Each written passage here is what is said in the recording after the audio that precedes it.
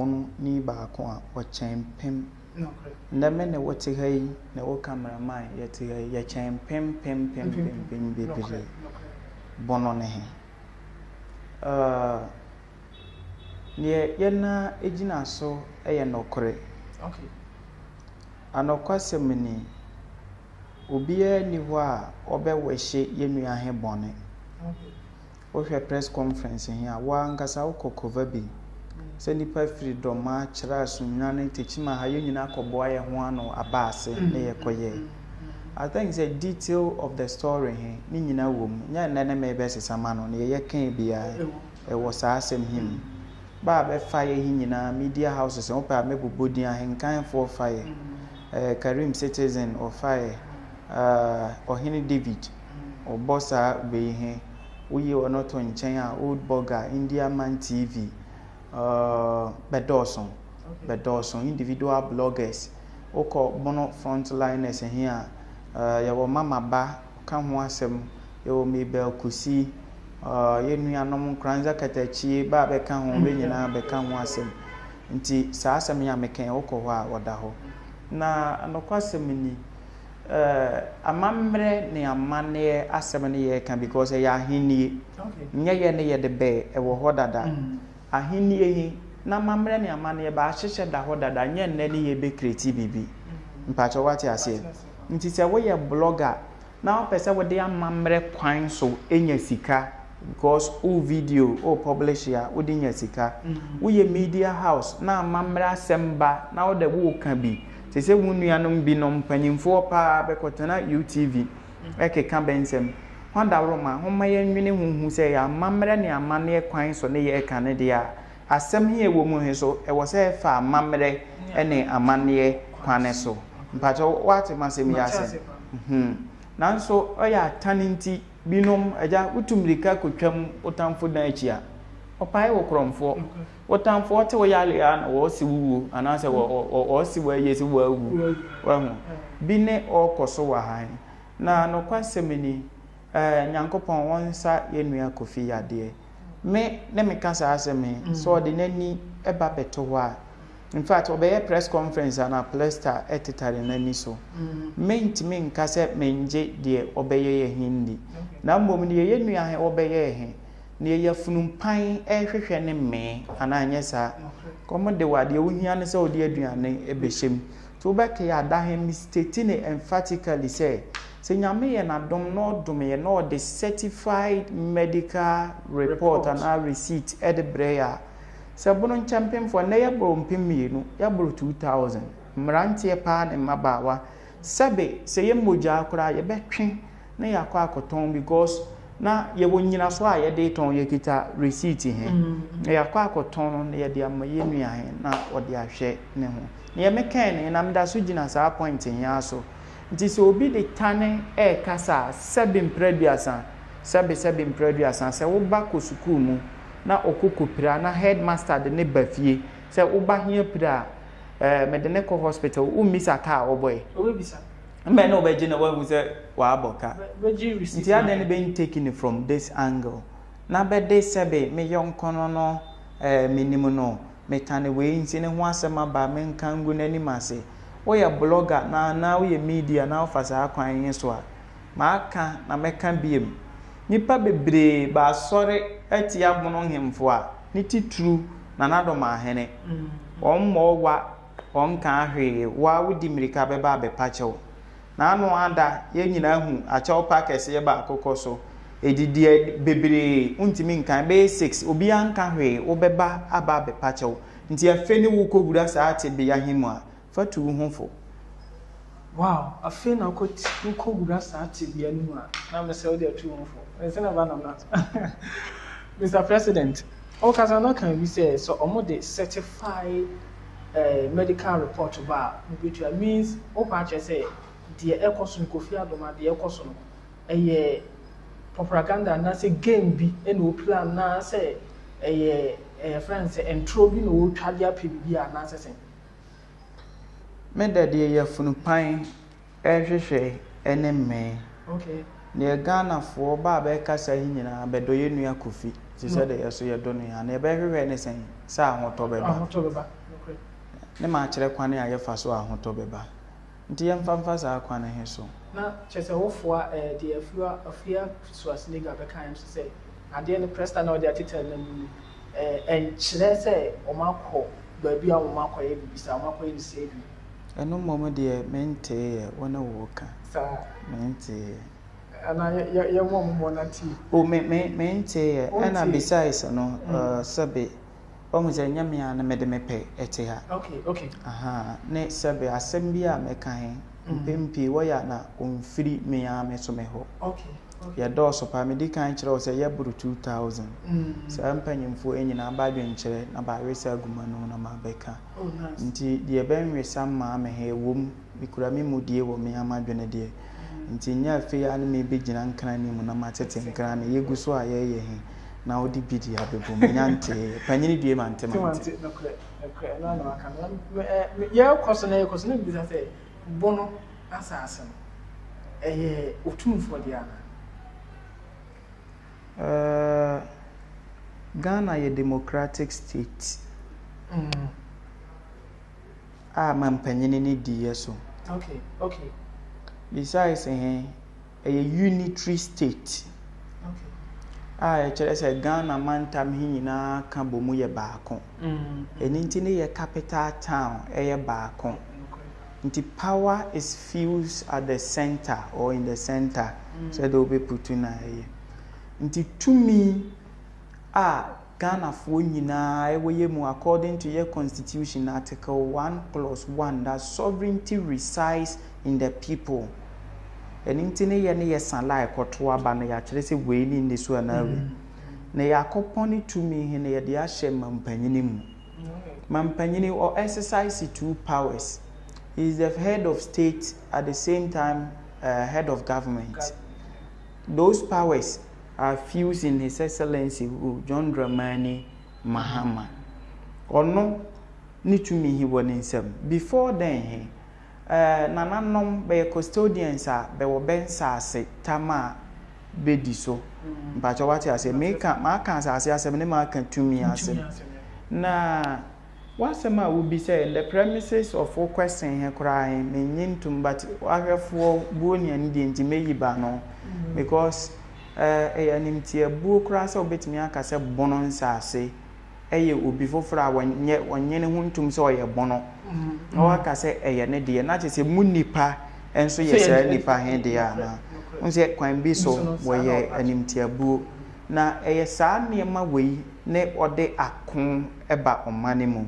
Tubehwe genocide ekoso somewhere 94 ewo Rwanda tusi ni Hutu fo he asem kan oni bi ko kan se behu se binom ye ntefre se tefre keke etimi ma obi ni ninu akon a asase ni ntimi ma nipa nko ana so sensitive a ye frɛ aban mu mpanyimfo se nsem a okoso he enyane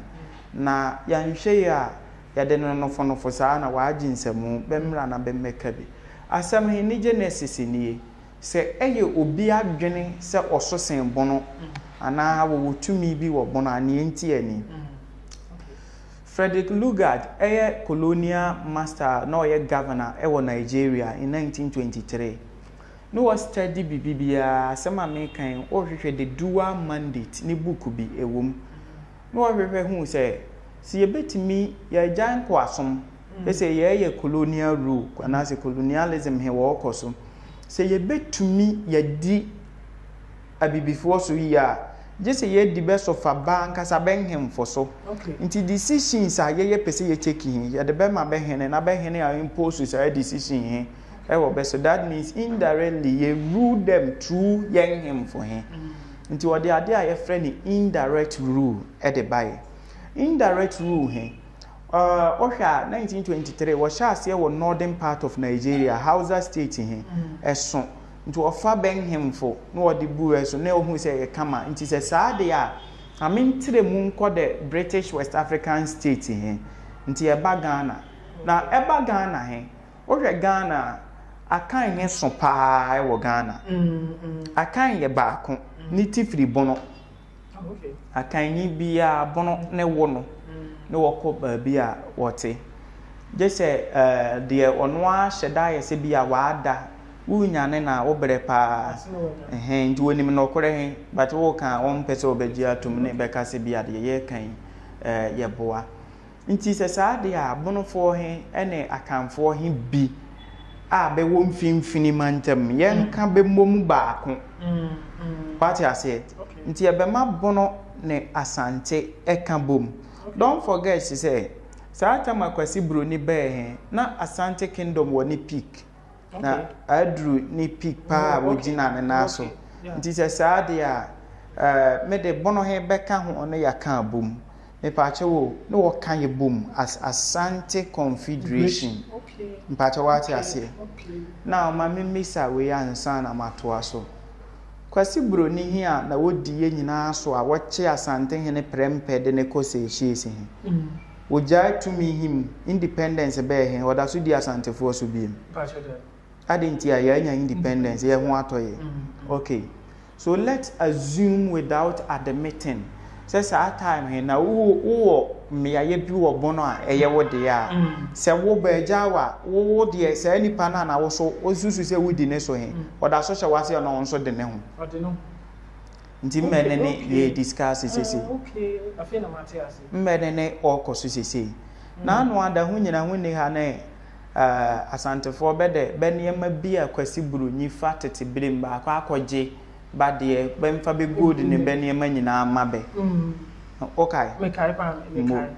ene se yeso ye bonofo ye ne ye dikan be ne ho bae ne ho beto ye ne ye nyina ka bom as memfa ne se confederation ne independence aba ne ye de jaye ye ya bonofo a na mpo onte saade mpo senka wo nkuro bi wa ha abonofo enye ya ye de ne na wo de oda so wo control wo sa nkuro hin so wow nti wa the level of men can say double standard ekoso ewa na saade we create war fiti bresanten amanipa bebre afrimu ye wo techiman ni tuobodom ne nempatamu bete de mekan yasiye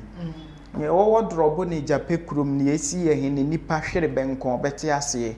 ne wo sam pasisi a me na wo kasa ye wo bete ase techiman tan no so ne wo ho obete ase na me de nanka misusu sempo se after World War II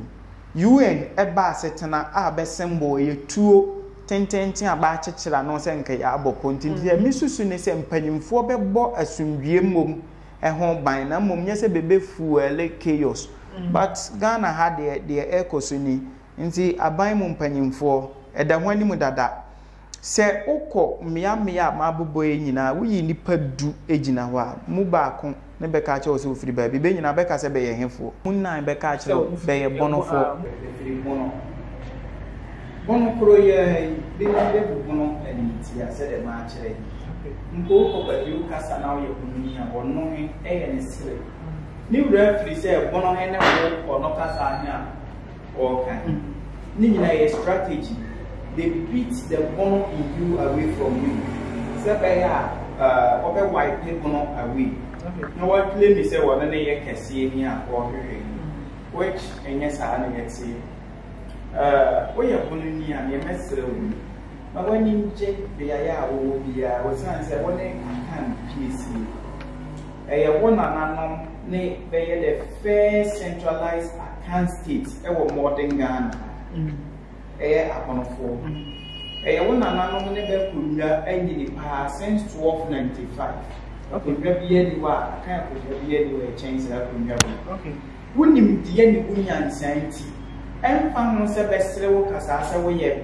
be na besere se binum be nya se ma be de be ni twitwa je be hu obiri bo a wonye bonum onka bono kasa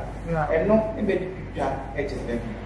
amamre ni amande kwan so binum be pesuo aya asuo tan no kofi asuba tan betu anamo na baba bono man na baba pepi wo ye bono ni ama wani nje wo wone pa e wo mu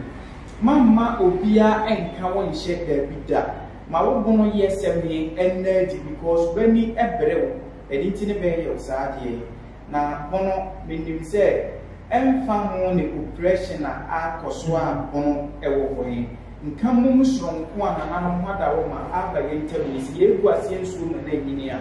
obia behu the untold story a efa bono ho na masebe mpreviasa bosire mukafo anu ada wanti le captain semate ka say history bi wo ba be kusua ya ni nyina ye ntro ana wanti mete sasem nti amanfo bebre badwene eba de binom bede adwene di agoro ni so nti mesra wo ya bono ni aba wani je ma wo kokunyetu na wo sombo pa in fact epa political landscape in wo Ghana kasia aponfo play major role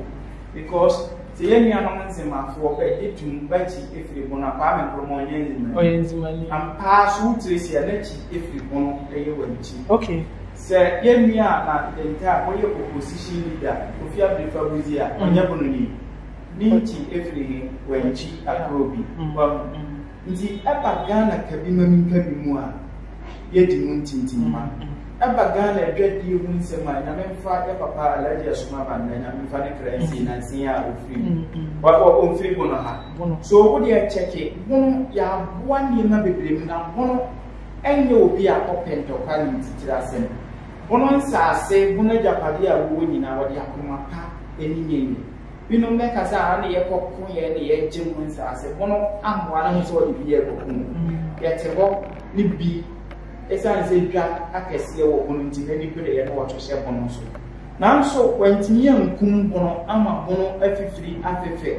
ne ode ne ho akwa ne ho se wo ni kuro so efe bono fo moja ka ho bi ni besi ni kuro ni